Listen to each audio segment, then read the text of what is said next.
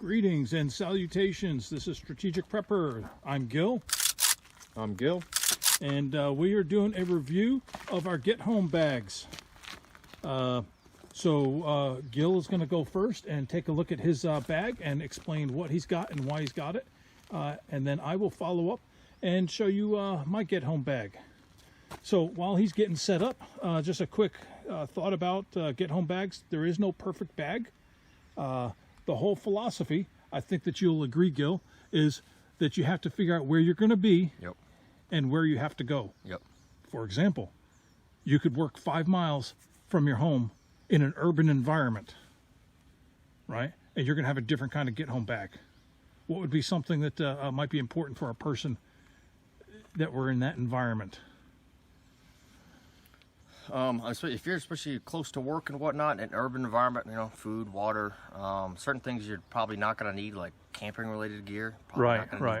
Especially if you're that close, you're probably not going to need a camping stove or a sleeping bag. So don't just go on the internet and watch videos and, oh man, I got to get this, you know, because it looks cool. Like we said in the earlier videos, do an assessment.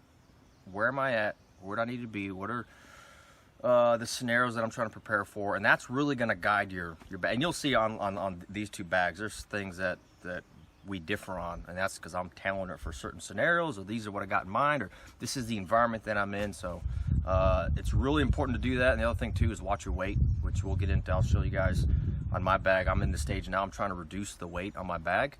But yeah, there's no point in carrying a ton of gear if one, you can't carry it physically, and two, if you don't ever need it, then you're just, you know, wasting weight basically. All right, let's go ahead and show us. Let's start with the bag. So it's a Kelty Red Wing 50. This is actually their older generation. So when I got this, I purposely got the older generation because I like the color. You know, OD green. It's blends in pretty well with everything's low key. I don't want anything that screams tactical or that draws too much attention. But the big thing is it's an internal frame pack, and it's got a waist strap. So for what I'm doing and for the weight that I'm carrying, this is crucial for me. Carrying this kind of weight with a pack with no frame in it is going to be pretty brutal. And so I like the organization of it. The big thing, reasonable price. I think it's like 110, 120 on Amazon. You get some of these expensive, like Mystery Ranch bags that cost, you know, $500 or whatever. That's kind of nuts for me, right? So it's a pretty good mix. Inside the bag, I have a Camelback hydration pouch. One thing, I did get the tactical version because it's got a cover for the mouthpiece. It's kind of important. I don't want a bunch of crap on my mouthpiece, right? So let's move into the contents of the bag. One thing that I've added in the last couple of years, I think this is a Hills People Gear pouch, chest pouch. So one thing that I had to consider was, well, if I'm wearing that bag and I'm using the waist strap, how am I going to carry my pistol? Because I normally have it in a, you know, a holster. So originally that's what I got this for, was to carry it. But then I realized, well, I can carry all kinds of other gear, take it off my back. It's a little more readily accessible, right? So some of the stuff I'll carry in here, things that I might need more readily accessible. I got some gloves. Here I have a different mix of snacks and whatnot. So I got like Stinger waffles, Cliff bars, instant coffee. Coffee's important, right? So I got plenty of instant coffee. I do have electrolyte powders. So a couple reasons for that. One, if you're running across water that doesn't taste too good, some flavored powder will help. But also, I tend to live in a warmer climate, so being able to hydrate yourself is very important. Compass, like I said earlier, trying to reduce weight. I used to have a metal compass. Now I have a plastic compass, right? So these little areas where I can cut weight is what I'm trying to do. Flashlight, it's a cheaper flashlight. It's pretty redundant. Part of my EDC is a better quality flashlight. I got multiple flashlights in the vehicle. But the goal is, right, is to have this bag stand alone to where I can just grab it and go. Gloves. And so that's pretty much what's in that pouch, and the maps as well, which I'll pull out. So, headlamp is something I carry, and I carry the batteries. I store the batteries outside of the headlamp, right? So part of the thought process is I'm going to have other flashlights. So if I needed to access this in the dark, I can pull out my flashlight, pop the batteries in, but you know, batteries corrode. You've probably taken like an old remote control or something like that you've never used in years. You open up the back, it's all corroded, right? Trying to avoid that with these, so that's why I store them with the batteries separate. Eating utensils. I made a mistake a few years ago where I had one of those combo fork spoon units, and all I had was one.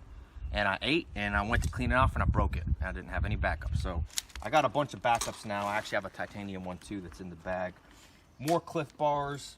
You know, Cliff Bars are good sources of energy. Buy ones that you actually like to eat. So if you've never eaten them before, eat them, right? So whatever you put in your bag, make sure you actually like to eat it. Make sure you actually eat them. And a MRE meal. It says elbow macaroni, right? So I like the macaroni. Let's go up to here. Kind of a miscellaneous pouch. Here is a, in fact, I'm gonna open it. I have capability to carry more water, right? So it's one of those collapsible water bottles. I got some, those, shoot, what do you call these? Those glow sticks, right? And I got a bunch more in the bag that I didn't pull out. I got some duct tape. Important too, if you wear prescription glasses, which I do, these are prescription sunglasses. I got prescription safety glasses. I get a free one every year, so this is one from a couple years ago. The prescription's still good. I put it in the case. Now I got a spare set of prescriptions, right? So for me, I can see, but anything past 10 feet isn't 20/20 anymore. So hey, have a spare set in your bag because you never know what's going to happen. Emergency blanket. They're light. They're small enough. You might as well put one in there. Maps, various maps for just the surrounding states, right? Tennessee, Mississippi, Alabama. I got a Katadyn Hiker Pro water filter. I prefer the pump style water filters. You could use the squeeze straws and whatnot and squeeze your bags, but this is going to be, first it's got an inlet hose that I can just cast the hose into the lake and pump to refill my water. It's a lot quicker than those squeeze bags.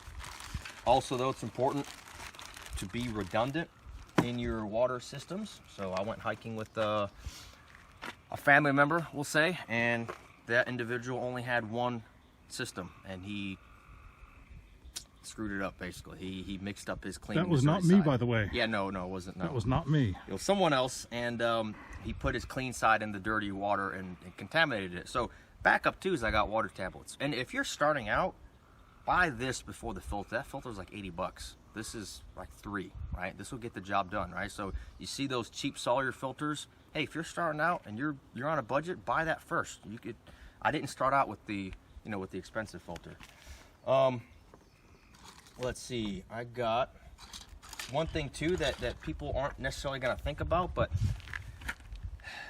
they're not always tactical situations that we're preparing for, right? So it's not always a situation where I'm trying to be unseen or whatnot. It might be a natural disaster, flood, hurricane. Maybe I do want to be found. Maybe I do want to be rescued. Maybe the Coast Guard's out there. All right, so I got these glow belts, glow straps. Anyone's been in the military seen these, right? Cheap on Amazon, so I can put it around myself. I can put it around my bag. I have an Orion aerial pocket flare. So again, if I'm stranded for whatever reason on the rooftop or something, and it's flooded or whatnot, you pop off a flare, get yourself seen.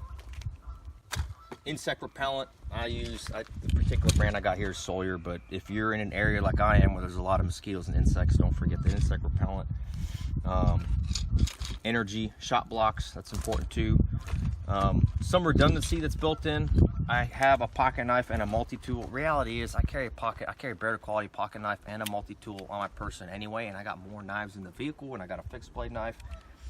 So one thing I'm considering right now is I'm trying to figure out if I need to carry this just to save weight. But like I said, I keep it in there because I'm trying to keep this a standalone system for now.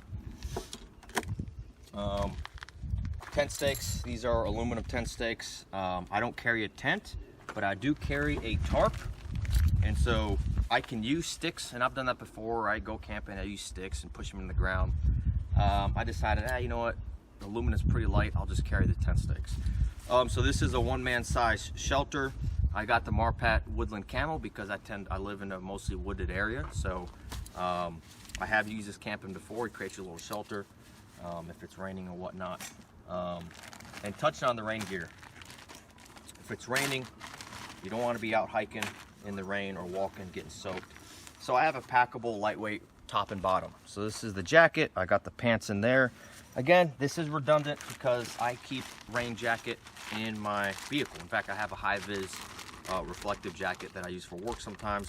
So yeah, I would use that first, but again, like I said, I try to keep it standalone, so I have everything in the bag, just in case the other stuff isn't available.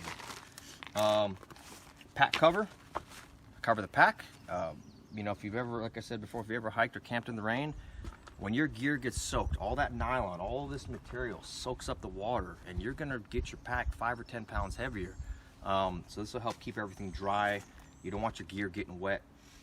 Water, I mentioned the Camelback that I got in there. I also have Nalgene 2, one on each side. Keep the weight even. You want to evenly distribute your weight. I recently downgraded my water capacity, so these are 500 milliliter bottles. I got 1 liter total. I used to carry 2 1-liter bottles.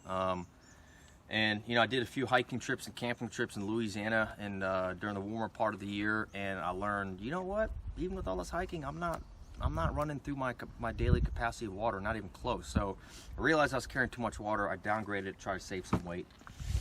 Cook set, just a cheap Stanley stainless steel cook set. It comes with 2 of these cups. Works fairly well. Pick them up at Walmart. And then in conjunction with that, if I start a fire, I can just put that on the fire. But I like the ability to cook basically in any weather. So I have a MSR pocket rocket and a canister with it. Obviously, we're not talking long-term survival, right? This is just to get home, so this canister will last me. One thing too, I actually got this idea from reading one of those survival novels, but a little silicone heat pad, that way I can grab stuff off the fire. Different strands of 550 cord, of course. That's pretty much important in any kit. One thing too, it's important, a Silcock key. So some of you guys already know, but a lot of your water supplies around commercial buildings, banks and whatnot, don't have regular handles on them. So they'll take this little square notch key. They're trying to restrict people from accessing the water and whatnot. But so in my mind, no matter where you are, you should have one of these, especially if you're in an urban environment. This will give you access to water. Another knife, I do think this is a pretty good universal choice for a knife. It's a Moore knife. I have the stainless steel option. I am a knife guy, so yeah, I got a lot better, more expensive knives. But the reason why I use this, they're durable, they work, they're lightweight, they're very lightweight. And if it breaks or if I lose it, doesn't really matter. First aid kit, just real basic first aid kit. I have some moleskin and a blister kit. That's important. If you've ever hiked long distance, if you start developing a blister, that's it's a bad day. Toilet paper, foot powder. Gotta take care of your feet. Towel, camp soap, collapsible N95s, and yes, I had these way before COVID. This was just part of the. In my thought process was smoke or ash or any kind of weird scenario like that. They're relatively light, so there's no reason not to carry them. I got a dry bag full of a spare set of clothes and socks. So how much you carry on that might depend on where you're trying to go and how long you're trying to survive for. Sleeping pad. I like the cheap foam. They're not as comfortable as the more expensive inflatables, but they are lighter and you don't have to worry about poking holes in them. A trowel. If you got to do your business in the woods, having a trowel helps. Dig a hole, cover it up. And I have a folding saw. The reality is, if you're trying to get home, you don't really need a folding saw. You really don't need to process wood and build a fire in most situations, right? If you're up north, that might be different. It might be a matter of survival. But if you are going to look at doing that, I would recommend getting a folding saw versus using a hatchet. The hatchets are much heavier. They take more calories to use. A folding saw like this is going to be lighter. It's going to be easier to use. And it's actually going to be safer as well. And then finally, food options. I got a mix of freeze-dried food. The reason being they're lightweight. They do take some preparation. I just have one sitting out here. I got probably 5 or 6 more in the bag. A broken down MRE, and then a few of these ready to eat little pizzas. And the reason for the mix being, because MREs are heavy, being that if there's a situation where I don't want to stop or I can't stop and heat up food and cook, I can eat those on the go. So it gives me a pretty good mix. But I'd say it's about it. There might be a couple items I've forgotten about, but that's, you guys get the gist of what I got in my bag. So you want to go ahead and switch over? All right, sure. You actually have got a lot of the same stuff that I do. I'm going to start off over here with the hygiene. Hygiene is important. So I've got antibacterial wipes, toilet paper, toothpaste, toothbrush, soap. Very important to stay clean. I've got the same anti-blister pad, first aid kit I've got as well. You had mentioned the clothing. I've got spare socks, underwear, t-shirt. So I've got a set of that. Emergency survival blanket, cord. I started using these caffeine beans. Quick burst of energy, very helpful. I also have the MAP like you do and the sports powder. One thing that I have here, and you had some of that, I have a PPE bag or personal protective equipment. I've got gloves. You don't know what you're going to have to touch or grab or move out of the way, so you want to protect your hands. I also have the masks, and like you, this was pre-COVID. It's more for ash, more for particles in the air, those type of particulates. I've got a beanie hat. So basic PPE bag. Let's see, powders. I've got a couple of containers of water, life straw to filter the water. So let's see, a lot of the same stuff. Bug spray. Bugs are bad. I don't like them. Extra knife, extra Leatherman. I do have a bandana. Bandana has many uses on bandana. For fire, multiple ways to start a fire. I've got some tablets. I've got some matches, lighter.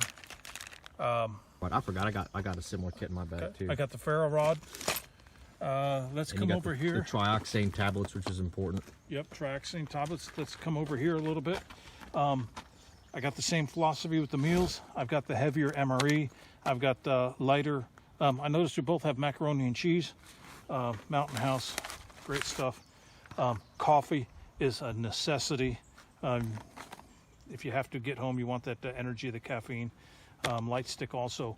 A couple of things that I've got. One is I've got a solar charger. Not all emergencies are going to be EMP or solar flare, so you may have access to communications. So I want to make sure that I keep my cell phone charged. I also have this flashlight that is rechargeable. So with that solar charger, I can keep my flashlight charged and I can keep my cell phone charged.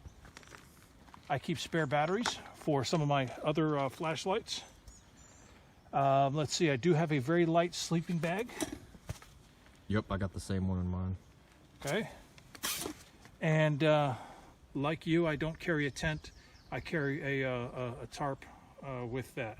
And I've got my mess kit. My pot that covers as a stove, and my utensils I left in the bag. So you had mentioned knife. I keep mine attached to the bag, easy access, so that I can grab it if I have to cut through something. So I love the daggers. Smith & Wesson knife. My bedroll is foam. The same thing. I had tried those inflatable ones. They're more expensive, and from my view, I don't think they're as good as the solid foam. So I went back to the foam. Also, got the Silcott key and spare cash. I think it's a great idea to have some spare cash. You may need cash reach into your pocket and it's empty. Knowing that your bug out or your get home bag has got a little bit of cash might be the difference between getting home easily or making it a hard trip. So those are two different get home bags. A lot of crossover, a lot of commonalities. Okay, leave your comments below. Tell us what you've got in your get home bag, or if you've got a suggestion for us to improve ours, go ahead and leave a comment below. Okay, give this a thumbs up and subscribe if you could, and hopefully you share this, and stay safe. All right, thanks for watching. Please leave a comment down below with any ideas, anything that you think we may have forgotten on our Get Home bags, comments on what we can do to improve our bags. So please leave that comment down below. Just a couple of reminders from this video. Get Home bag, bug out bag cannot be a one-size-fits-all. When you buy the bag off the shelf, you're going to find that it may not have the capabilities that you need. So not all Get Home bag systems or bug out bag systems should be the same. So one size does not fit all. Remember that. We can help you build your bug out bag system or your Get Home bag system. For more information, please contact us on our website, strategic-prepper.com. And that'll give you our contact info and a little bit of a description on how we can help you with that. Yes, I am checking my notes to make sure that I cover everything. So when the crap has hit the fan, you want to be confident that you've done everything that you can to soften the impact on you and on your family. Again, strategicprepper.com. So we're going to really focus on helping you build efficient and effective systems that don't waste your resources, that maximizes your efforts and your time and your money, so that you can get the most out of preparedness when that time comes. I would like to send you our guide on risk assessment for preppers. If you just, in the comments below, leave your email, I will send that to you free of charge. Very compact guide that will help you go through the process of assessing your own risks, your own priorities. Very important to do that up front, as we've talked about in previous videos. So that tool, free of charge, just leave your email and we'll gladly send that to you. Remember, click the like button and subscribe and forward to a friend. And Strategic Prepper says, stay safe, stay prepared.